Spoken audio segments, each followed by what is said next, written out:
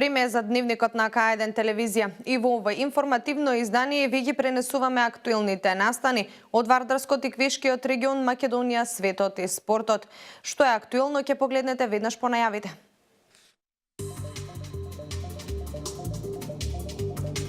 Дваесет и 27 компании од Тиквешијата се представија на сајмот за вработување. Собранието ја почна седницата за избор на влада.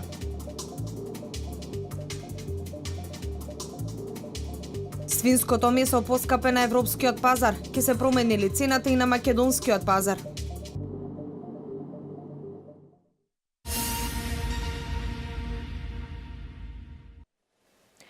Пред присутните пратеници, но и представници на дипломатскиот кор, мандатарот Зоран Заев го представи својот план за работа и предлогот за нов владин состав. Владата треба да биде избрана 2 дена по отпочнување, односно до среда на полноќ. Инаку на оваа седница беше констатирана и оставката на пратеникот Никола Тодоров од ВМРО-ДПМН, без врз основа на што Државната изборна комисија ќе го извести собранието за кандидатот на кој од листата ќе треба да му се верифицира мандатот. Во Собранието на Република Македонија започна седницата на која ќе се избира новата влада. Пред присутните пратеници мандатарот Зоран Заев во своето експозе потенцираше дека владата ќе се фокусира на 3 клучни темели: економијата, професионалните институции и правда и интеграциите на Македонија во Европската унија и НАТО.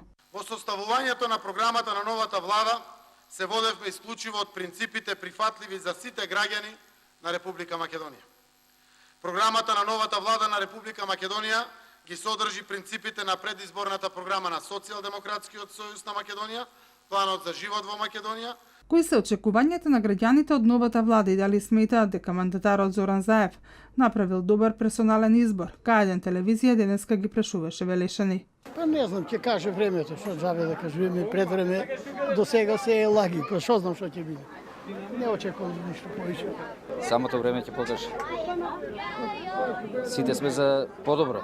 Па не знам, не сум многу околу политикава. Она по што ќе биде запаметена оваа втора седница на Собранието на Република Македонија е самиот почеток. Председателот Талат Џафери истата ја започна на албански јазик. Најдосна до утре до полноќ, пратениците треба да гласаат за предлогот на мандатарот Заев за состав на новата влада.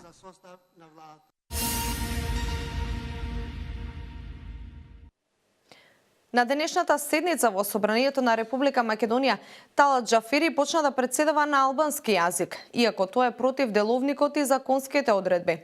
Пратеникот од ВМРО-ДПМН Антонио Милошевски побара од Џафери почитување на актуелниот закон за јазици. Мирди, добар ден на сите.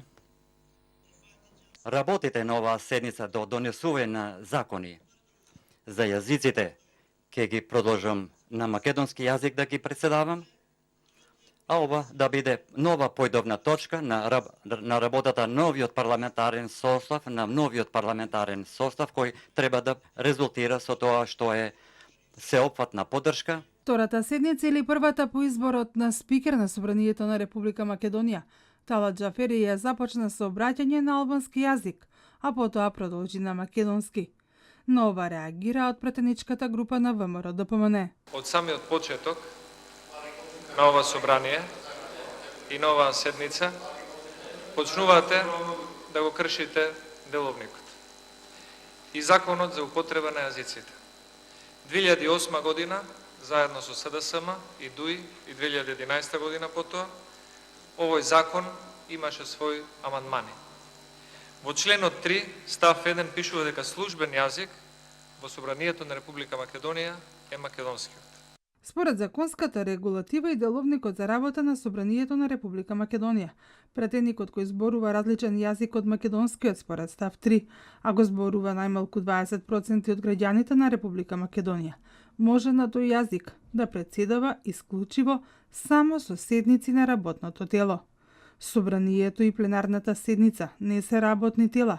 Токму затоа, Милошевски во името на 51 пратеник од Коалицијата за подобра Македонија потенцира дека Џафери го прекршил законот за јазиците.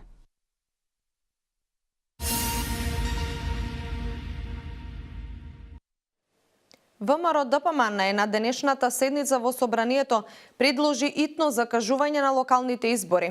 И покрај ваквите барања, мнозинството во парламентот денеска одби да се изгласа во итна постапка новиот термин за одржување на локалните избори и да се продолжат мандатите на градоначалниците и советите. Со ваквото неодговорно однесување на СДСМ, на конец висат платите на вработените во институциите во надлежност на локалната самоуправа. Локалните избори да се закажат по итна постапка, побара ВМРО ДПМН на денешната седница во Собранието на Република Македонија.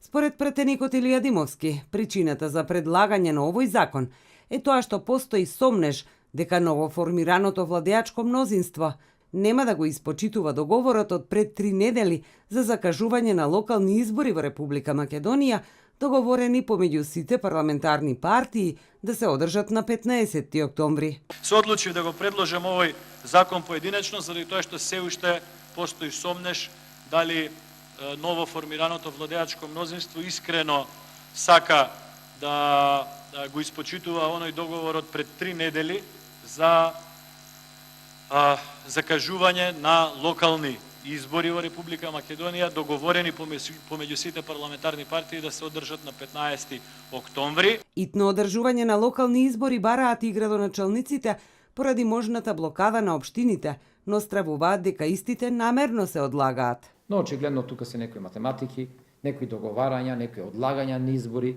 Јас се разбирам во моментов дека на СДСМ нема одговара да има локални избори со оглед на анкетите што се направени, каде што се неповолни во моментот анкетите за СДСМ, меѓутоа не смеат граѓаните да трпат.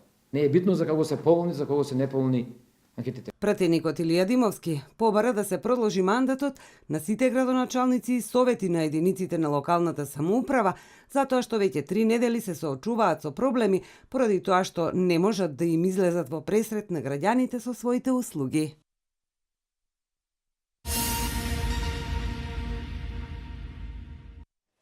Во организација на Агенцијата за вработување на Република Македонија, денеска во Кавадарци се одржа саем за вработување.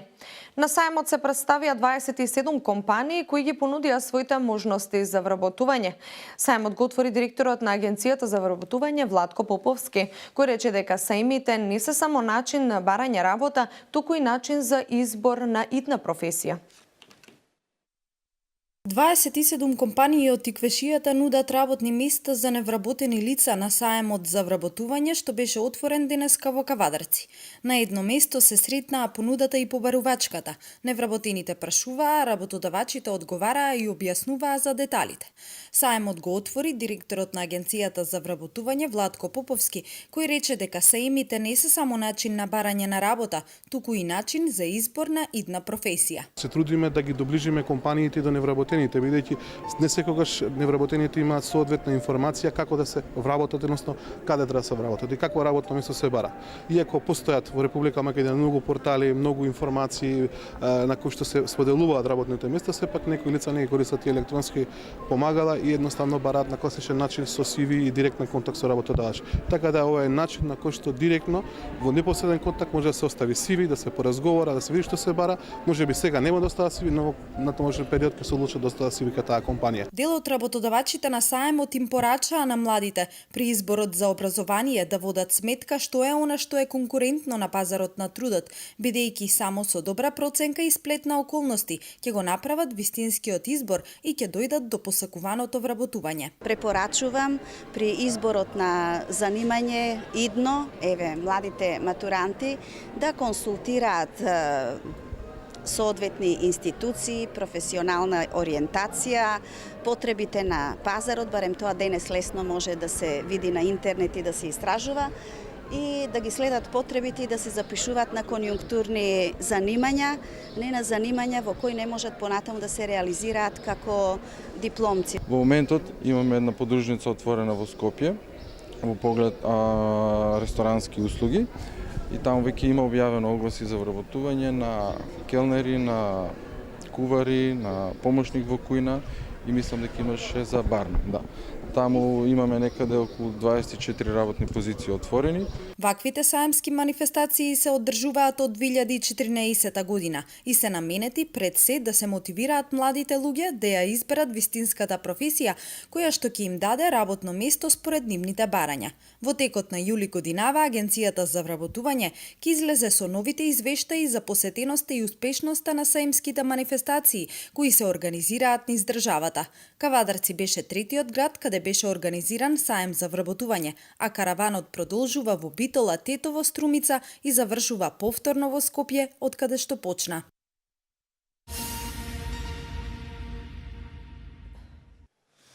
Работилница на тема родова рамноправност и женски права во Тиквешкиот регион се одржа во Демиркапија.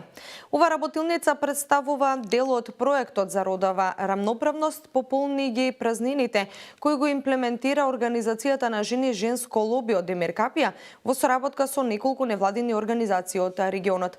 Целта на проектот е зголемување на јавната свест за важноста на родовата рамноправност и заштита на женските човекови права. Едукативна работилница на тема родова рамноправност и женски права во Тиквешкиот регион се одржа во просториите на Фондацијата Ценет во Демиркапија, на која присуствуваа представници од повеќе невладини организации од регионот, како и по еден представник од комисиите за еднакви можности при општините Демиркапија, Неготино и Кавадарци. Учесниците имаа можност да се запознаат со меѓународната и национална правна рамка за родова рамноправност, да дискутираат за родово одговорни политики на локално ниво и за примена на принципот на родова рамноправност во локалните заедници, а разговараа и за потребата од изработка на родова анализа и родово одговорно буџетирање. Работилницата е дел од проектот за родова рамноправност "Пополни ги празнините", кој го имплементира Организацијата на жени женско лоби од Демиркапија во соработка со неколку невладини организации од регионот, Фондацијата Ценет од Демиркапија, Младинскиот центар Креатив од Кавадарци и невладината организација Чекор кон Европа од Кавадарци. Целта е зголемување на јавната свест за важноста на родовата рамноправност и заштитата на женските човекови права. Една од специфичните цели на овој проект е изработка на листа на препораки и активности кои ќе се вклучат во програмата за работа на комисиите за еднакви можности во општините од Тиквешкиот регион. Во рамки на споменатиот проект предвидено е да се реализираат и низа други проектни активности, меѓу кои спаѓаат одржувањето на младински камп за родова рамноправност Чекор по Чекор, спроведување на медиумска кампања Мажи за жени, изработка на едукативна брошура и активноста Месецот на родовата рамноправност, во чии рамки се предвидени бројни работилници за средношколци и основци, одржување на јавни трибини, изработка на видеоспот и слично. Проектот "Пополни ги празнините" се реализира со финансиска поддршка од страна на организацијата Екуменска иницијатива на жени од Република Хрватска и неговата имплементација ќе трае до декември оваа година.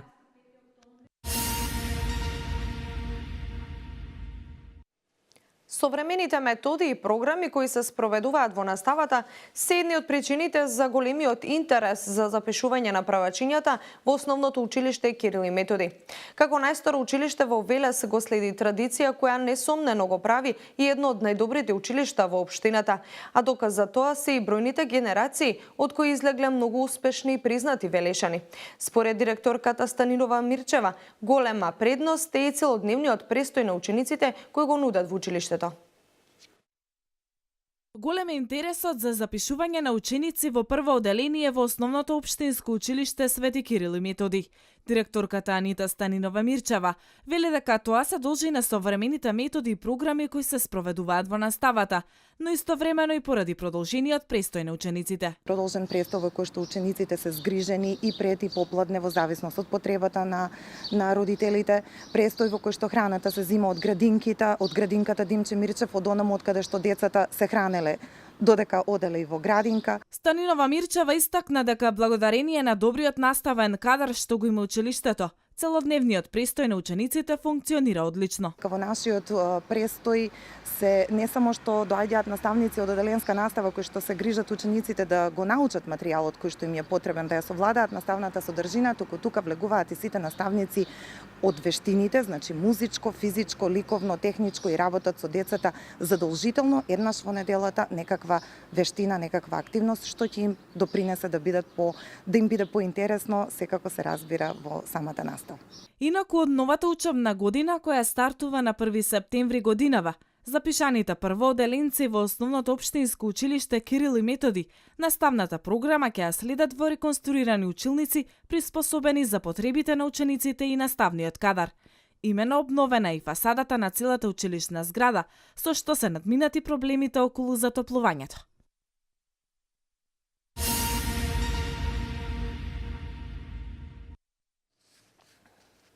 Поради отсуство на еден од бранителите на обвинетите за петкратното убиство кај Смилковско езеро, денешната јавна седница на Врховниот суд, на која требаше да се разгледуваат жалбите на доживотните казни и затвор, беше одложена. Јавната седница по предметот оформен по жалба против пресуда донесена од апелацијскиот суд Скопје, а во врска со убиството кај Смилковско езеро се одложи поради непостоење процесни претпоставки за одржување на јавната седница. Поради неприсуство на еден од бранителите на обвинетите, се наведува во соопштението од Врховниот суд на Република Македонија. Јавната седница по овој предмет е закажана за 9 јуни во 11 часот. Останатите информации во продолжение. На европскиот пазар поскапе свинското месо, но дали тоа ќе влијае на покачување на цената и во домашните месарници? Наместо како досега од 90 до 95 денари по килограм за жива мера, сточарите веќе започнаа да ги продаваат по 100 денари за килограм. Останува да се види како ќе реагираат трговците и колку ова ќе влијае на поскапувањето во малопродажбата. Според сточарите, покачувањето на цената од 5 до 10 денари доаѓа по стабилизирањето на европскиот пазар. Цените на свинското месо, кое досега се извезуваше ефтино, се зголемија. Производството на домашните фарми целосно ја задоволуваат потребата на пазарот за свежо месо, додека местната индустрија поголемиот дел од суровините ги набавува од странство. Увоз на свинското месо е скоро 40 милиони евра годишно.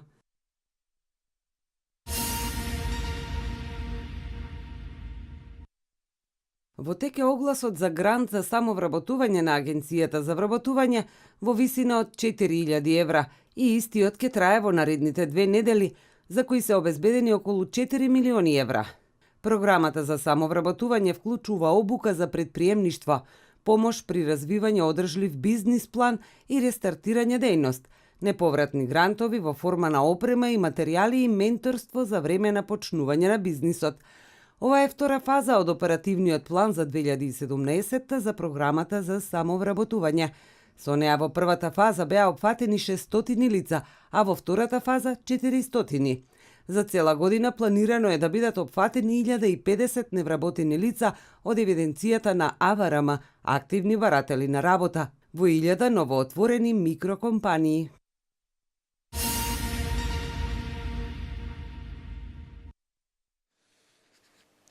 Јужна Кореја денеска соопшти дека одржала заедничка воена вежба со американскиот суперсоничен бомбардер од типот Б-1Б. Портпаролот на Јужнокорејското министерство за одбрана Мун Санг-ѓун изјави дека маневрите се одржани вчера без да соопшти повеќе детали. Претходно денеска севернокорејските медиуми објавија дека бомбардерот Б-1Б летел над Јужна Кореја со цел да изврши вежба за фрлање на нуклеарна бомба на корејскиот полуостров. Во продолжение вести од светот. Председателот на Молдавија Игор Дотон ја осуди одлуката на молдавската влада да прогласи 5 руски дипломати за персона нон грата во земјата. Дотон смета дека оваа одлука е спротивна со неговите желби да ги обнови односите со Русија. Потпоролката на Руското министерство за надворешни работи Марија Захирова потенцира дека ситуацијата околу протерувањето на руските дипломати од Молдавија е парадоксална, но индикативна. Одлуката на молдавската влада да протера 5 руски дипломати од земјата е насочена против политиката на председателот Игор Додон, изјави заменик рускиот министер за надворешни работи Григори Карасин и додаде дека Русија адекватно и силно ќе одговори.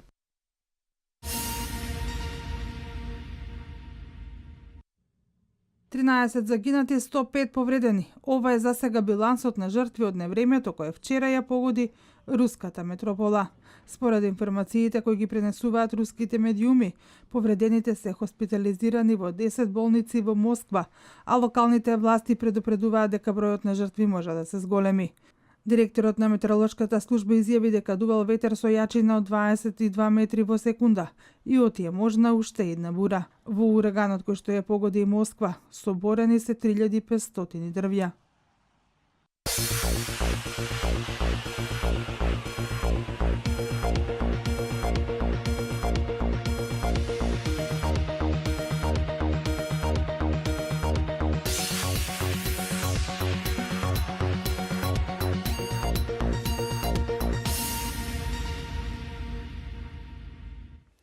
По маестрално извозените трки во Нирбургринг, најдобриот македонски автомобилист Игор Стефановски Идже има апетити за шампионскиот трофеј. Вели дека ќе го даде најдоброто од себе за тоа да се случи. Идже имаше фантастичен викенд со второ и прво место. По првите 3 патеки македонскиот автомобилист е на третата позиција во генералниот пласман со 33 бодови. Прв е Шрајбер со 44, втор е Фулин со 43. Игор Стефановски е пресраќен поради успешната трка во Германија и не крие дека полека размислува и за шампионската круна. Трката во Вијареал Португалија се вози викендот од 23 до 25 јуни.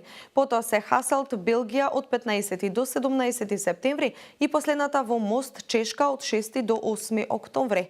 Во продолжение останатите информации од спортот. Дефиниран изгледот на двете втори лиги во македонскиот фудбал Запад и Исток, кој од следната сезона согласно промените во статутот на ФФМ, ќе функционираат на домашната сцена. Како што е познато од сезоната 2017-2018, одлучено е во второлигашката конкуренција да функционираат две лиги Запад и Исток со по 10 екипи. По завршувањето на надпреварите во првата, втората и третите лиги од актуелната сезона, веќе дефиниран е составот на второлигашките надпреварувања за следната сезона, со уште неколку непознати во очекување на бараж през сметките. На Истокот познати се 9 екипи кои ќе се надпреваруваат во втората лига во сезоната 2017-2018, а останува уште бараж дуелите меѓу Саса од трета лига Исток и Превалец трета лига Југ, да го даде последниот патник. Доколку Саса од Македонска Каменица успее да обезбеди второлигашки статус, втората лига Исток следната сезона ќе биде екс-прволигашка со исклучок на Плачковица, ако се знае дека во неа ќе бидат се поранешни прволигаши како Брегалница, Беласица, Хоризонт Турново, Тиквеш, Кожув, Осогово, Победа, Валандово. На западот пак дефинитивно се познати 7 екипи. Останува уште поразениот од баражот за прволигашки опстанок меѓу Шкупи и Новаци, како и 2 екипи кои ќе се добијат од турнирот меѓу Зајас, Гоблен Јуниор и Лабуништа. Баражот меѓу второпласираните екипи од третите лиги Север, Запад и Југозапад ќе се игра на неутрален терен по турнирски систем секој со секого. Двете првопласирани екипи од тој турнир следната сезона ќе бидат последните кои ќе обезбедат место во втората лига Запад.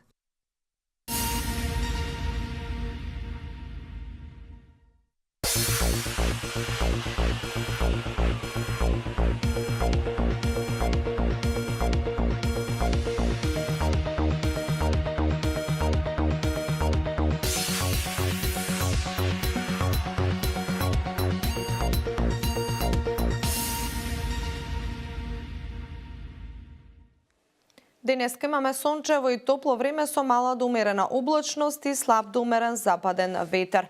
Во планинските предели услови за локален краткотраен дожд и ретки грмежи. Утринската температура се движеше во интервал од 8 до 12 степени, а дневната температура достигна до 29 степен. До четврток ќе преовладува стабилно и топло време со пораст на температурата на воздухот. Во попладневните часови во планинските предели е можна појава на краткотраен дожд со ретки грмежи. Од петок нашето подрачје ќе потпадне под влијание на серија од влажни воздушни бранови кои ќе условат поројни врнежи од дожд проследени со грмежи. Со ова информација го заокружуваме информативното издание на Дневникот на К1 телевизија. Ви понатаму останете со програмата на К1. Од мене пријатно.